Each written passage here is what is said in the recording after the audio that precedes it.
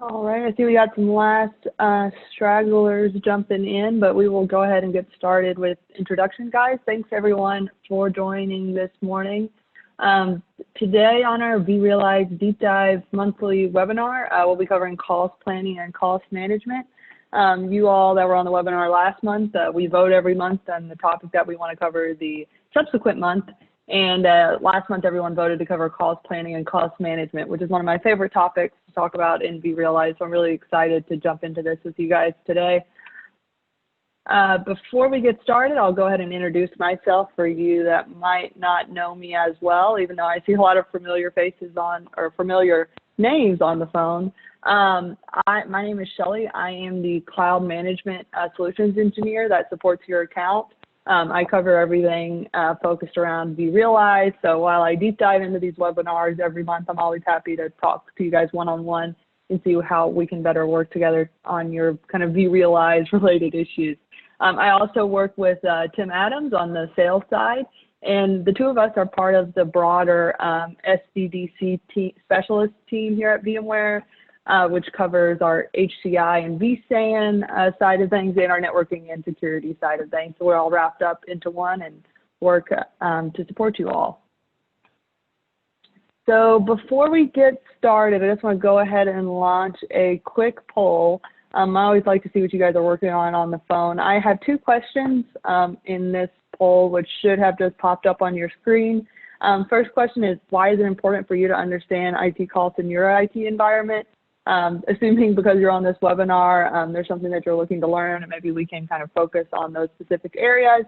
And my other question is, are you currently using vRops in your environment? So getting a better idea of that, and hopefully after today, you'll have some new use cases you can jump into. And in typical me fashion, you guys that have worked with me before, we're going to jump off slides right up top and into the tool and start digging into some stuff together. So I'll give everyone a few more minutes. So coming up in the poll, I'm seeing as the top use case is optimizing capacity utilization. A lot of people are coming in with, you know, they want the ability to show back to app owners, integrate with public cloud resources. There's actually a pretty good spread across, guys, and that first question was multiple choice. And then I do see about half and half between people that have it installed and use it, a few people that have it installed but don't really use it as much yet, and a few people that are not entitled to it yet. So maybe we can show up some stuff today. So thanks everyone for answering the poll. I'm going to end polling now, and then I'm going to switch over my screens and launch into vRops. All right, Paul, since you're a panelist, you can see that, right? Yep, I can see it. Nice. Home screen of vRops. We are in the vRops 8.1 version for everyone that's upgraded. And one of the key themes for vRealize Operations 8.1 release, which came out in March, was digging in more into efficient capacity and cost management. The first thing I wanted to do up top was get under the hood with some stuff in our cost engine, and we'll be starting out by looking at our cost reference database. So when you jump into the tool, you're going to see costs plastered all over, right? You got $135 of savings opportunities here, and later we're going to dig into some specific sections that dig into costs. But all of this by default in the tool is going to pull from our cost reference database. So if we go to administration, support, and we can see our cost reference database down here. The cost reference database provides default for the cost drivers in each supported currency in the tool. Obviously, most of the people here are going to go with dollars. These are hardware and software price lists that are periodically collected from hardware manufacturers, software vendors, and distributed by VMware. And we maintain and update this database that ships with vRealize Operations, and the updates are included in every release. So next we're going to go into the cost settings. It's going to have some default numbers in there, and all those default numbers are pulled from this cost reference database down here. So from the cost reference database, we get into the cost settings. This is where you have those default numbers built in, and then you can go in and customize specifically what the costs are in your environment. Here we can see these cost drivers are broken down in different kind of categories over here on the left. And then we have those monthly expenses explained over here on the right. What else is cool is you can see this comparison with industry benchmarks. Those industry benchmarks are going to be pulled from the cost reference database. So if you guys say you got a good deal on your servers, the tool would tell you, hey, you're 10% less than the industry benchmarks for the servers that you have. So if we jump into one of these, we can dig into how this is explained. So again, it shows us the summary, and then it's going to give us the server group description down here. Here you can see we have a group of Cisco UCS blades that we have in our environment. We have 8 of them. If we jump down here, you can see you have the opportunity to put in the purchase date that you had for your servers, whether you own or lease them, and then the cost per server. Say for 4 of the servers, you had a particular cost, and then for 4 of the other ones, you had a different cost. You can go down here, select servers for customization. So let's say these 2 were more expensive for whatever reason. You could change the purchase date as well as the cost per server and extrapolate out this way. Another cool thing you can do is, depending upon what depreciation model that you do at your business, you can change within vRealize to match that. So up here in cost settings, you'll see this little gear, I guess. If you click on this gear, you can change the depreciation. By default, it's going to be 5-year. And then you can also change from straight line or max of double or straight depreciation. In straight line depreciation, it's going to be the same value every year for the length of the depreciation years. And then for the max of double or straight depreciation model, the depreciation is going to be front loaded. So more of the depreciation occurs in the early years that you own a server. So that's why you've got to put in your purchase date. Yeah, that's how that is extrapolated out. And so in each one of these cost drivers, you're going to be able to go in and customize specifically what it looks like. An interesting feature that actually I just learned recently is around applications. So being able to customize cost drivers per application. I'll show you guys how to set that up quick. So say you have a particular application that comes with a fixed cost on top of that. You're able to put in license cost, but you want to go a little bit deeper with this application cost. If you go into environment, you can actually build out applications in your environment that the tool can kind of be aware of. So here I actually built out one this morning, test application. We can go ahead and press add. You can decide if you want to build out a kind of a web app, network web app, kind of how you want to explain out the tiers. So if we press OK, it'll take us into this view, and we can go down here and select what particular virtual machines. So if we double click, or I think if we drag it up, we can set up our database, our app tier, our web tier, and even some networking objects. So I can change that to be a webinar test app. Save. So now we have this application built out in our environment. It's also, the tool is going to pull in, again, the health and efficiency of that. If we click test application, we can actually go, this is the one I built out earlier today. We can actually go in and see the health of that object and kind of look at it as it's built out in the application format. I mean, in addition to being able to look at things this way, we can go into administration, back into that cost settings portion, under applications, add in an application. And here we can see that test application that I built out earlier. That other one still has to kind of work on the back end. That test application, we can select it and go ahead and put in the cost of that application so it's factored in whenever, say, we're migrating or right sizing, something to do with that, that group of VMs.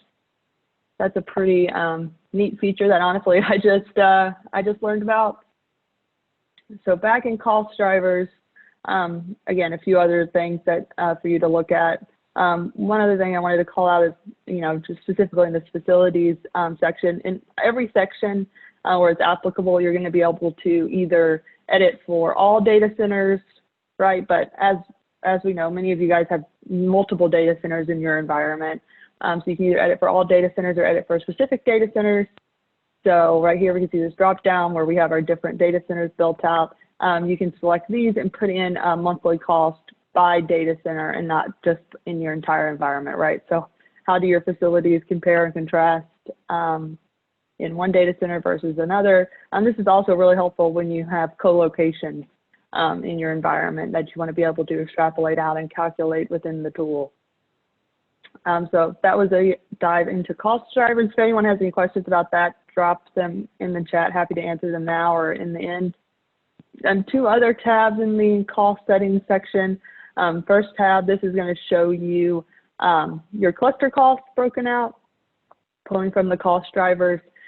Here you have the option to either have cluster costs calculated by the usable capacity. So the tool is going to identify high availability and buffer constraints, and then only calculate cost kind of optimization based on the usable capacity that you have in your cluster. But you also had the chance to change it to actual utilization without factoring in HA and buffer. So that's broken down below there. We can see the CPU base rate, the average memory utilization. You also have the chance to put in costs for AWS, IBM, Azure, if your company has specific agreements with any of the major public clouds. You can add, and you can also add in clouds that aren't the major public clouds. Here in the tool, the cost that you'll see by default will be shipped again with each release of the tool, similar to what you saw in the cost database that I showed at the beginning. And then if you want to, so then say you go ahead and change a lot of these features, the tool by default will run all the cost settings again every night at 9 p.m., whatever your local time is in the tool.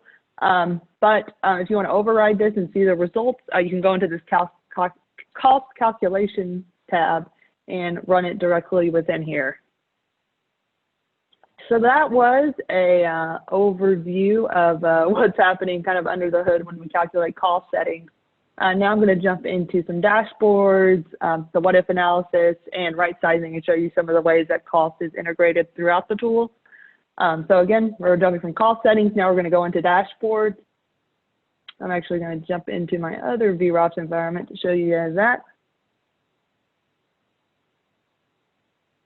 Awesome. So I've pulled in a couple of dashboards for you guys. There's some pre-built-in dashboards, and a couple of the dashboards I pulled down you guys can download for free from the vRealize Operation Sample Exchange. So this one's kind of cool. So this is going to show your data center cost drivers in a different view. Now, because we're showing this in a dashboard, you would have the ability to share it with finance or leadership and show how you're looking at the environment from a cost perspective. So over here, we can select our different data centers. It's going to load for us the cost drivers on the compute side, and then the non-compute side, which is the storage and network. It's going to show an expense trend over time as that data center grows and utilization changes. It's also going to be able to break down by cluster expenses and data store expenses. And then lastly, it's going to show you each server. We put in, now we have the monthly expense from the purchase cost and depreciation that we were going to put in. And I thought this is pretty cool. Even when we'll show the amount of months it's anticipating until it fully depreciates, and you guys, I ideally plan on doing a hardware refresh at that time. So this is a way to look at data center cost drivers. The next dashboard we'll jump into is the Showback Dashboard. So here is some of the different applications, cloud zones, and environments that you can build out in the environment section, just like I showed you guys that I built out earlier. Here you'll be able to select, and for that group of VMs, it will show a cost summary of what it's been this month. So projected cost and month-to-date cost.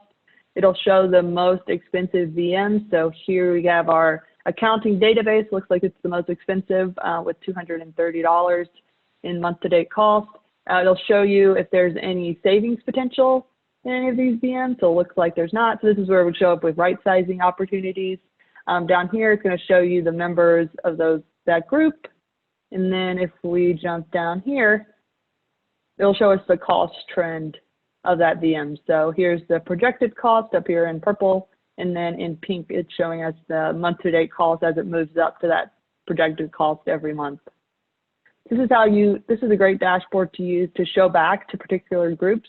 You could, edit this and customize it so it just showed the, 4 applications that were relevant and could give people this information. Again, this can be, most likely used for showback, right? So not like you're charging people this, but especially people that aren't too familiar with the way, some of the nitty gritty of IT works. Sometimes showing them stuff in dollars can be more impactful than, say, showing, CPU utilization or memory utilization. And then the last other dashboard I'll show you is one of the pre-built dashboards in the tool. This is our assess cost dashboard. And then I think it's in this capacity utilization. So this is going to be built in. So if you have VRops running, you can go look at this after the webinar. But if you go look at the assess cost dashboard and capacity utilization, you can see the cost of running your environment as well. We'll click on assess cost. It's going to show the total inventory up here. So how many data centers we have, clusters, our total cost of ownership. It's also going to show the data center resource costs broken down, and then the most expensive and least expensive cluster. Some of you guys that have worked with me a lot might be asking, Shelly, why aren't you showing the ROI dashboard? I love to help you guys set up and install in your environment. That's definitely a whole webinar of its own. To be able to dive into the ROI and total cost of ownership dashboards that have been built out and released in the 8.1 version of the tool. So if that's something that you guys are interested in, that's an option to vote on at the end of the tool. We can dive into that even deeper next month. So that was an overview of some of the private cloud dashboards that you can look at. Next, I want to show off some of the public cloud dashboards that we can start to look at.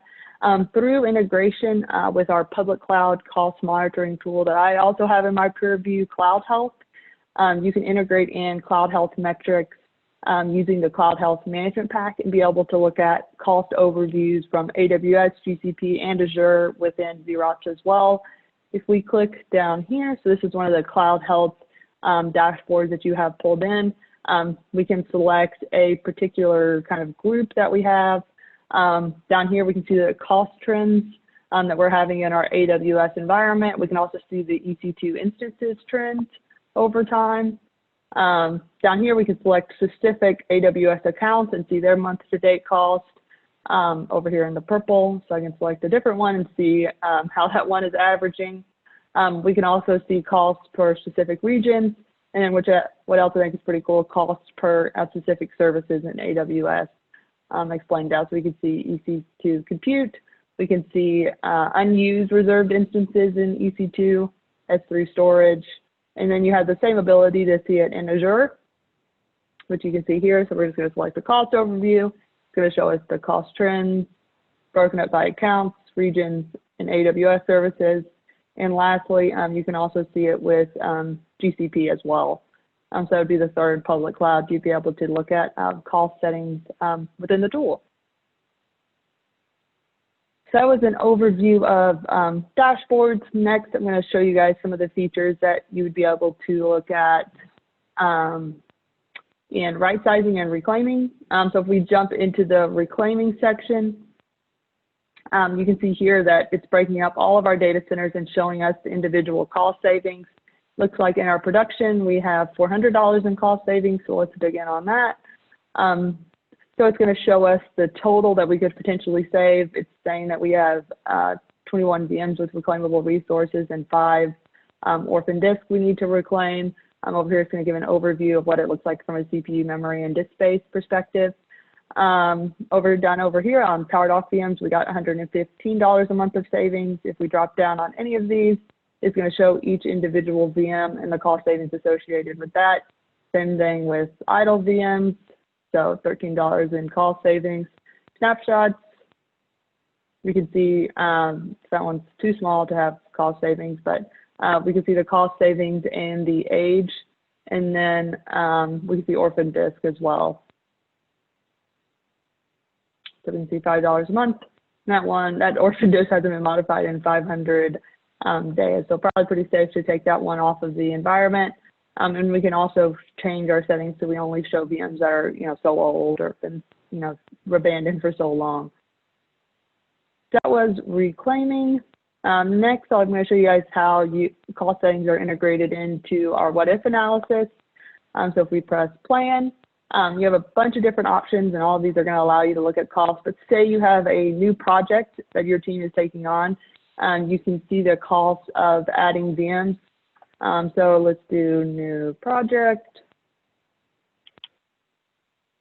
misspelling project. You can select what data center you want to put it in. So let's just say we're putting it in production. If you don't select a cluster, it will just put it in which cluster is a best fit from a capacity perspective and a best fit from a cost perspective. You can either configure the existing project or import from existing VMs that may have been similar. So I'll just select some of these guys at random. Okay. So now we're pulling in those VMs, select a start date and end date for the project, and press run scenario. So this looks like a pretty interesting group that I picked out, but it's going to give an overview of what it looks like from a capacity perspective. It's going to give us the cost of running that in our environment. It's going to tell us that it's recommending that we put it in the production south cluster. And then it's also going to give us an idea of some public cloud costs that would be associated, given in the cost driver section, those default public cloud numbers that were provided. If we press learn more, it'll break it down for us, private cloud, public cloud. We can select Azure, select a particular region. Now you guys use a lot of East too. But the particular region, this one's in Hong Kong, so it might not be the most applicable, but it will show us the name of the VM and then what instance type in Microsoft, in AWS and Azure it would recommend us put it in. So it's going to be able to break it down this way for you guys, which I think is pretty neat. You can save this project and layer it on top of other projects, but in this case, I'm just going to throw it away or attempt to throw it away. Proceed anyway, yes. Last thing I'll show you before I jump back into my slides and show you the way that vRealize operations, which we're looking at now, can integrate with vRealize automation. I just wanted to call out where you could download from the sample exchange. So some of the dashboards that I showed you guys earlier were downloaded from the sample dashboards. So if you click view more and then click evaluate sample dashboards, it'll take you over here to our dashboard exchange. This is where people in the vRealize community, whether it's customers like yourself, our professional services, or maybe even partners, when they create a cool dashboard for a customer or create something custom, they can actually upload it into here, and then you guys can subsequently download it in your environment and be able to look at it. So for example, if we wanted to look at Showback, you'll see in here you can pull down a lot of the dashboards. I think this is the one that we were looking at earlier. So if you wanted to pull that down, you can install it and look at the same dashboards that we were looking at together in your environment. Nice. So I'm going to switch back over to my PowerPoint. But if anyone has any questions, obviously feel free to drop those in the chat. All right. So the way that you take costing in vRealize operations to the next level is integrating it in with vRealize automation. In vRealize operations, we look at everything through cost, right? So that's the amount of money you actually spend to run that. But in vRealize automation, you can start showing your users back information in terms of price, right? So here you can either add upcharge or profit and be able to show exactly what it costs. And then in vRealize automation, as your end users deploy VMs, you can charge them back and show them exactly what it's cost to spend information. So here is the daily cost estimate, as you'll see it in vRealize automation. Over here on the right, you'll see when people actually deploy a VM, right? So here's the deployment that someone's trying to make. It's going to show the daily cost estimate as they deploy that VM. Even if you aren't actually charging it back to them, it's really cool that you can show them what it's going to cost. And it's actually going to break it down for every specific machine. And these numbers are pulled from vRealize operations in the cost driver section where you put that in. So say your users are deploying VMs, and this will show all the deployments that they have. Here it will show all of their deployments and their month-to-date costs, and then their month-to-date cost broke down by specific machines over here on the right. So they can also have this view of month-to-date cost. And then for specific projects, right? So every deployment that you make in vRealize automation is going to be filed under a specific project. So say you have a new ERP system project, you could configure that within vRealize automation, and any deployment that takes place in that project, you can analyze cost specifically here as well, month-to-date cost, and be able to share this back and show it to users how much in the environment it's costing to run particular projects. And then here is a vRealize automation dashboard as it will show up in operations. So obviously as an IT admin, maybe you don't want to be jumping back and forth all this time when you're trying to look at cost. So over here you could see, again, those particular project constructs and be able to quickly look at the daily price over time, as well as the deployment price. So being able to pull that in, as well as other dashboards you'd be able to look at within vRealize operations.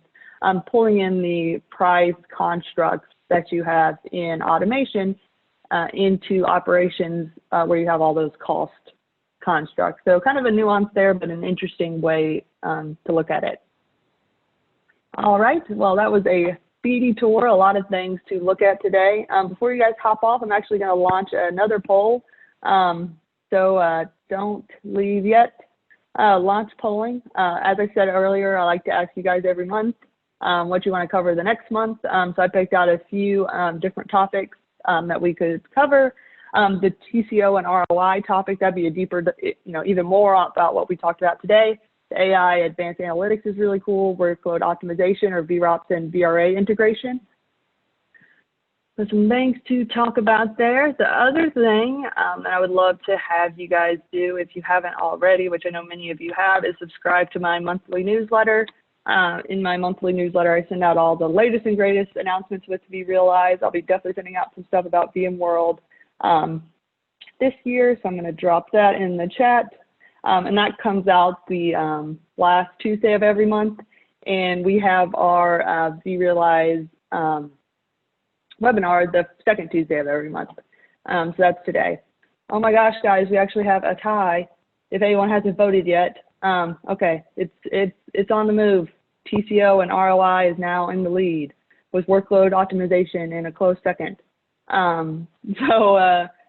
Thanks everyone for hopping on. Drop the link to register in the chat. I see James asked about VMworld this year. As James said, we are offering free passes to VMworld this year. So anyone can sign up and register for some classes. In this month's newsletter, I'll actually be sending out some recommended classes and sessions that I to attend based on some vRealize topics.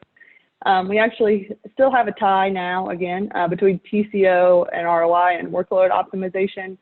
So if anyone still hasn't voted, definitely get your vote counted. Okay, someone just voted and workload optimization is now in the lead. If anyone has any questions, drop them in the chat. So happy that everyone hopped on. And hopefully I'll see many of you next month to, at this point, it looks like talk about workload optimization. Thanks, Kara, for dropping the VMworld registration link in the chat if anyone wants to go ahead and register for that.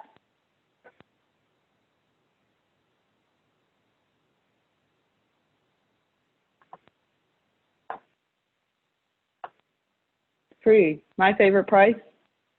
I agree, Kara.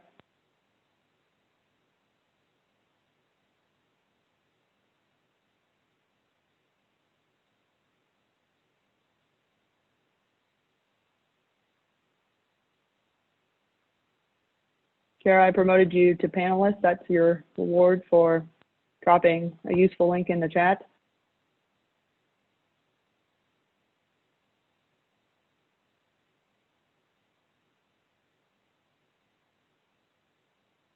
All right, thanks, guys. I'll be posting a video of this to my YouTube channel if anyone wants to, watch later and send it around. And just don't forget to sign up for VMworld and register for my newsletter as well.